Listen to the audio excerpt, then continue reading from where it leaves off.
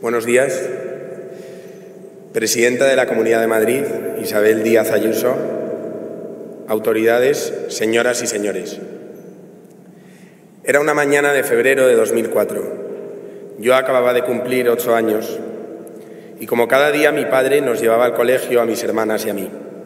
Sonaba la radio, se acercaban las elecciones y aquellas mañanas eran un ir y venir de entrevistas a políticos hablando de sus programas electorales. Yo miraba por la ventana y veía los carteles: vota PSOE, vota PP, entonces también vota Izquierda Unida y tantos otros partidos en campaña. Le pregunté a mi padre: «Papá, ¿tú a quién votas?» No. Yo siempre he sido acelerado, él todo lo contrario. Pensó unos segundos y me respondió: «Tomás, eso no se pregunta, porque todos somos iguales y a las personas no se les mide por lo que piensan o por lo que voten, sino por su corazón. Tú preocúpate de ser buena persona». Han pasado 21 años y yo entiendo como nunca aquellas palabras. La Constitución llegó como un abrazo entre iguales tras años difíciles de dictadura.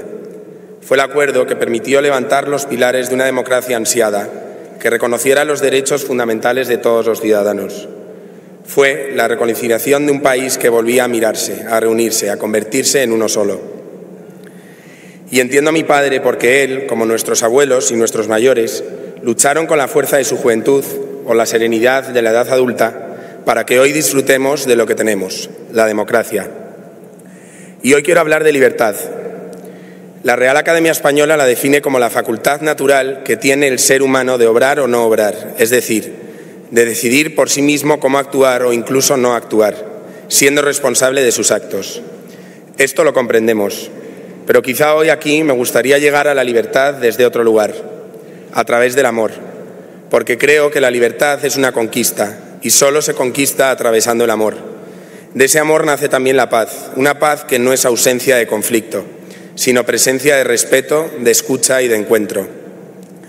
Permítanme el atrevimiento y quizá algunos no estén de acuerdo, pero creo que hoy somos menos libres. No menos libres que nunca porque mentiría, pero sí somos menos libres y lo somos porque nos falta amor. Vivimos en una sociedad que a veces grita egoísmo, que levanta la mano para ondear una bandera de odio, donde el objetivo no es conquistar un derecho, sino derribar al que piensa diferente. Nos falta amor para mirar a los demás, para olvidarnos un momento de nosotros mismos, para entender que vivimos en comunidad, que mi bien también es el tuyo, aunque pensemos distinto. Nos falta amor para dialogar, para dejarnos enriquecer por otras voces, para que los desacuerdos terminen en un apretón de manos y no en un muro, para construir un futuro de unión y de concordia, un futuro en el que cabemos todos y en el que nadie quede atrás. Hace poco una amiga me preguntó: ¿qué es para ti el amor? Me costó responder. Tras unos segundos dije: el amor es aquello capaz de cambiar el mundo, la mirada de bien hacia lo que me rodea. Hoy, en un día tan especial, no quiero olvidarme de quienes, con sus valores, su ejemplo y su amor, me han traído hasta aquí. Mis padres y mis abuelos, mi familia paterna, de Alcobendas, y mi familia materna, de Alalpardo. De ellos he aprendido todo, lo bueno por supuesto, y también aquello que, sin serlo tanto, me enseñó cómo debo ser. Quiero rendirles homenaje hoy en la celebración de la Constitución. Mi abuelo, Tomás como yo, fue alcalde de Alcobendas. No solo comparto con él el nombre, me gustaría pensar que también heredé parte de su manera de mirar a los demás. Se hizo a sí mismo, huérfano desde los 6 años. Vivió parte de su infancia a unas calles de aquí. Siempre fui un niño curioso, me gustaba estar entre los mayores, escuchar. Y en esa inocencia que no entiende de ideologías, sino de quien te trata con amor, creo que hoy, para quienes no me conocen, es justo presentarme. Era enero. En Alcobendas celebramos las fiestas de la Virgen de la Paz. Caminaban las instituciones hacia la iglesia. Mi abuelo Tomás, alcalde en su día, perteneciente a un partido de la derecha, me llevaba de la mano. Y en la otra mano yo sujetaba la de José Caballero, entonces alcalde socialista de la ciudad. Ese soy yo, alguien que aprendió desde niño que antes de cualquier idea va la persona, que antes de elegir un lado hay que tender la mano. Si hay algo que como figura pública no solo me duele vivir, sino que también me hace ser consciente de una realidad, es ver cómo la crítica, el señalamiento y los prejuicios se esconden tras un falso lema de libertad de expresión. Prejuicios que hablan por ti, que deciden lo que eres, cómo piensas, juicios que inventan monstruos sobre las personas y que se transforman en miedo, inseguridad y ansiedad. Una supuesta libertad de expresión que solo es válida si quien tienes enfrente piensa como tú. Una brecha social que ha normalizado mirar por encima del hombro a quien tiene la maravillosa suerte de ser, pensar o creer diferente. Hoy quiero tomarme la confianza de pediros algo. Levantad la vista. El mundo es muy grande. La realidad no es solo la que nos rodea. No podemos ser esclavos de ideologías ni de ídolos. Nuestra mente no puede convertirse en una prisión. Vivimos en un tiempo en el que a veces nos creemos más Dios que Dios mismo porque tenemos al alcance todo lo que deseamos. Y hoy, más que nunca, es necesario dejar hablar al corazón. Huir del ruido, del ego, de la soberbia, del egoísmo y dejar hablar al corazón. Porque el corazón solo habla cuando te pones en la piel del otro, cuando escuchas, cuando empatizas, cuando decides que tu día sea luz para la vida de los demás, cuando miras al cielo, cuando das las gracias. Y para terminar solo quiero decir algo con orgullo y la cabeza bien alta. Amo a España, amo sus colores, su cultura, su gente espontánea, diversa y auténtica. Amo cada rincón de su geografía, sus paisajes, su arte en todas sus formas, tan único y especial. Amo una España que es de todos, una bandera que nos arropa y protege, que debería ser venda que sane las heridas del pasado. Amo una España de diálogo, de perdón, una España que mira hacia el futuro con la herencia maravillosa de sus tradiciones, de su historia y de su grandeza. Y como joven, me gustaría ser parte de una España que se siente orgullosa, que ama su bandera tejida con la vida de quienes la habitan. Una España que convierte el dolor en esperanza, que transforma su pasado en memoria y su memoria en fuerza para construir un mañana. Una España que entiende que su poder está en lo que compartimos, no en lo que nos separa. Una España que prefiere tender la mano antes que levantar la voz. En definitiva, una España que descubre que su verdadera fuerza ha nacido siempre de su corazón. Porque fue desde ese corazón y desde la voluntad de encontrarnos como iguales desde donde nació nuestra Constitución. Una Constitución que no impone, une, que no enfrenta, reconcilia, que no divide, garantiza que todos tengamos un lugar. Gracias a ella, hoy podemos pensar distinto, creer distinto, vivir distinto y aún así seguir caminando juntos. Esa es la esencia de la democracia, la libertad respaldada por el respeto, la diferencia abrazada por la ley, el futuro construido desde el encuentro. Hoy celebramos no solo un texto legal, sino la mayor conquista de un pueblo que decidió que el amor y la paz serían su forma de gobernarse. Y por eso, frente a ustedes, lo digo con profunda gratitud y esperanza. Viva la Constitución, viva la democracia y viva España. Muchas gracias.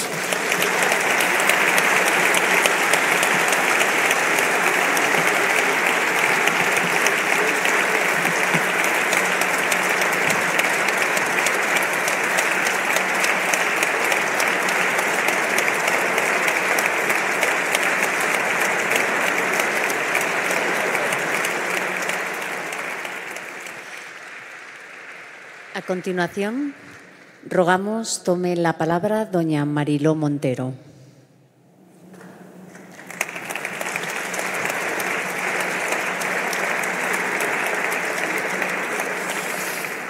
Buenos días a todos, presidenta, autoridades, señoras y señores y compañeros periodistas.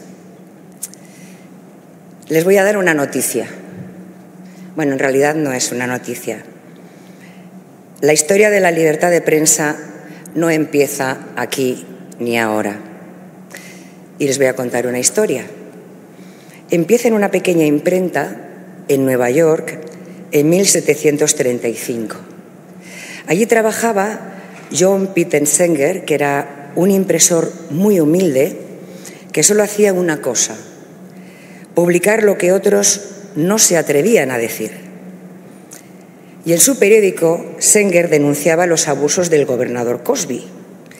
Y Cosby respondió como suelen hacerlo los poderosos cuando les incomoda la verdad. Quería detenerlo. Y ordenó que lo encarcelaran. pero no porque mintiera, sino porque precisamente estaba diciendo la verdad. En aquel juicio, su abogado Andrew Hamilton pronunció una frase que no ha perdido un solo gramo de vigencia en 3 siglos, que la verdad, cuando es verdad, no puede ser delito. El jurado, por sorpresa, absolvió a Zenger, y aquella absolución, que no derribó gobiernos ni cambió imperios, abrió, sin embargo, una grieta luminosa por la que entró aire fresco. La idea de que la prensa no está para servir al poder, sino para vigilarlo, y que incluso un impresor anónimo puede alumbrar un principio capaz de atravesar generaciones.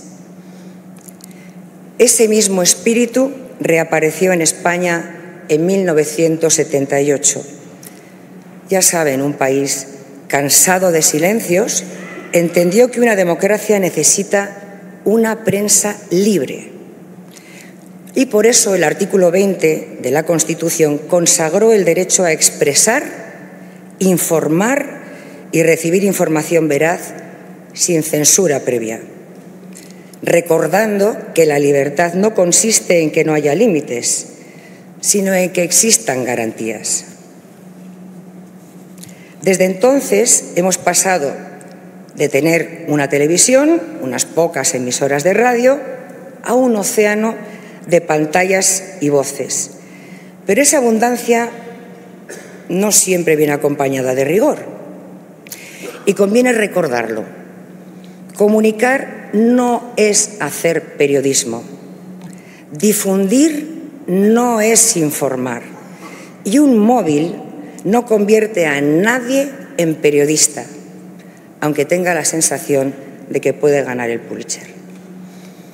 A este deterioro contribuyen 2 fenómenos: la posverdad y la sustitución del periodista por el activista.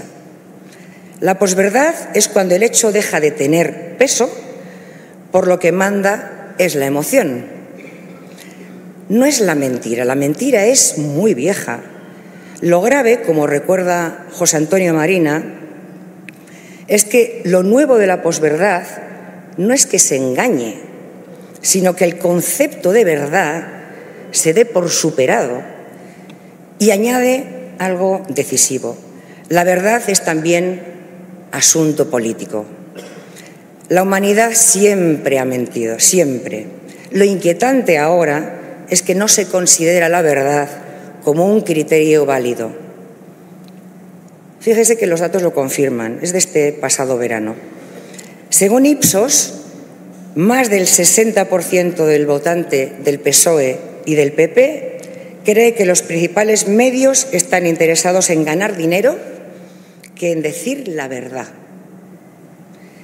En los extremos, la desconfianza es aún mayor: 7 de cada 10 de votantes de Sumar y 8 de cada 10 de Vox. Y otro dato preocupante: el 41% de los españoles cree que la política es hoy el problema más grave que tiene España. Así estamos. Conviene volver al prólogo de nuestra Constitución, que, como saben, está escrito por Enrique Tierno Galván. Es un prodigio de concisión, es muy periodístico. 8 frases y un solo gerundio al principio. Leo: la nación española, deseando establecer la justicia, la libertad y la seguridad. La palabra clave es deseando. Deseando. Una sociedad entera deseaba dejar atrás la oscuridad y abrir una etapa de convivencia democrática. Necesitamos seguir viviendo, construyendo, cultivando, defendiendo los derechos cada mañana. Nosotros, los ciudadanos, debemos reivindicar el texto porque protege nuestras libertades, y nosotros, los periodistas y los medios, debemos frenar la deriva del descrédito con una fórmula muy sencilla: menos activismo, más periodismo. Menos odio, más consenso. No ha existido nunca una democracia sin prensa libre. Martín Barón lo resume así: no puede haber democracia sin una prensa libre e independiente, pero tampoco puede haber prensa libre e independiente sin democracia. Y añade la brújula que apunta hacia el futuro.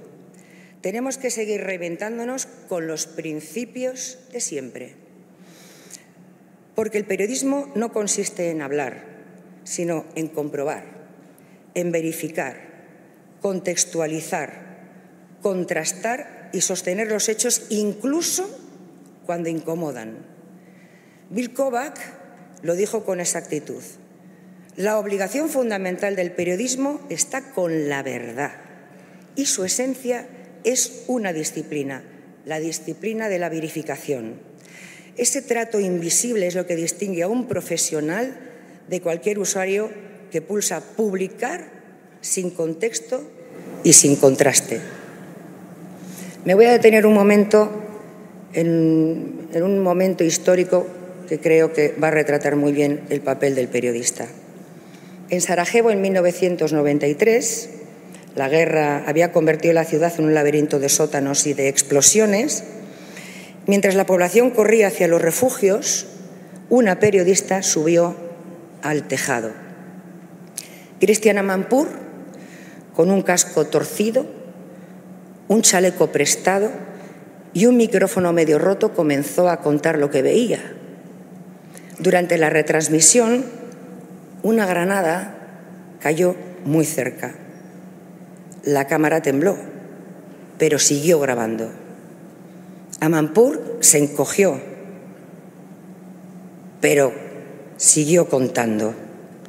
Ese minuto, solo uno, bastó para que el mundo entendiera lo que estaba ocurriendo realmente en Sarajevo, y al entenderlo reaccionó. Llegó la presión diplomática y llegó la ayuda. A veces la historia cambia así. Una periodista, una cámara hacen más que un ejército entero. Lo mismo explica el coraje de Lidia Cacho, que pagó con su secuestro y tortura su decisión de denunciar redes de explotación infantil en México. O lo de Khadija Ismayilova, encarcelada por revelar la corrupción en Azerbaiyán. O de Anas Anarmawey Anas, que se infiltra en mafias en Ghana para proteger a quienes no pueden protegerse solos. Ya saben que en Estados Unidos 2 reporteros hicieron tambalear a un presidente con la investigación que conocemos como el Watergate. Estos son recordatorios de que el periodismo, cuando se ejerce con vocación de servicio público, no solo cuenta lo que pasa, a veces logra que deje de pasar.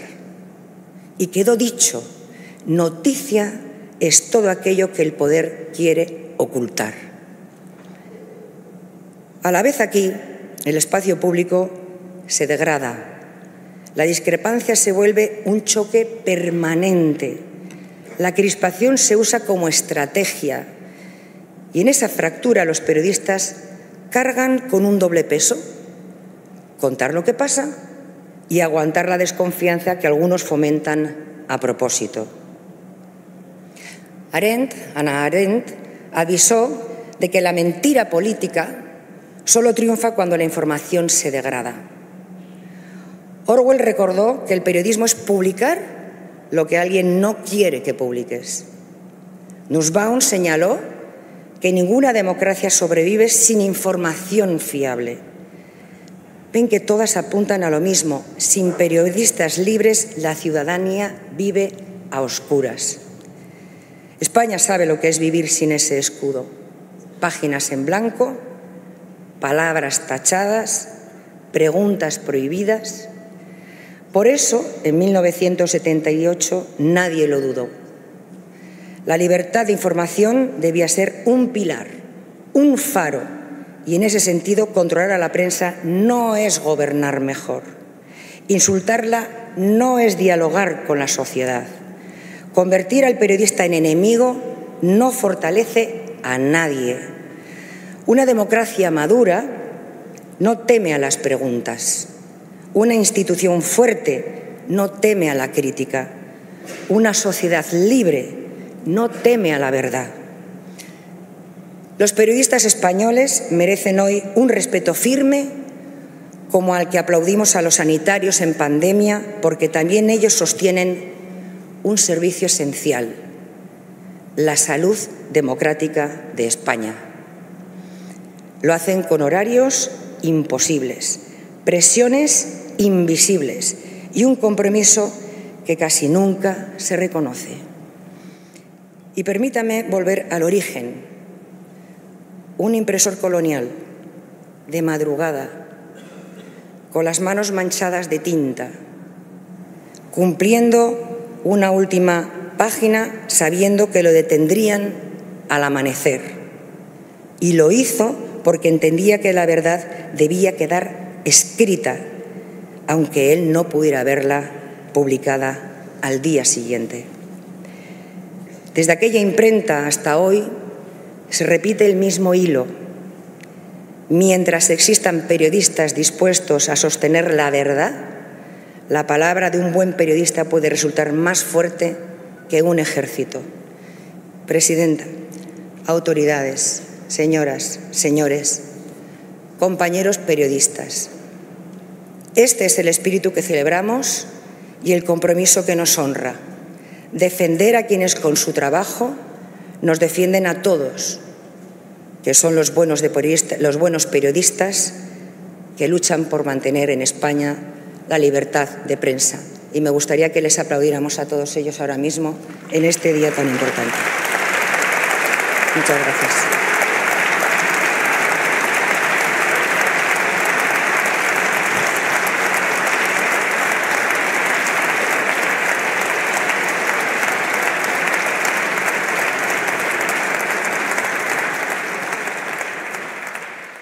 Dale like, activa las notificaciones y suscríbete a El Periodista Camorrista, en donde se es duro con la noticia y firme con la verdad.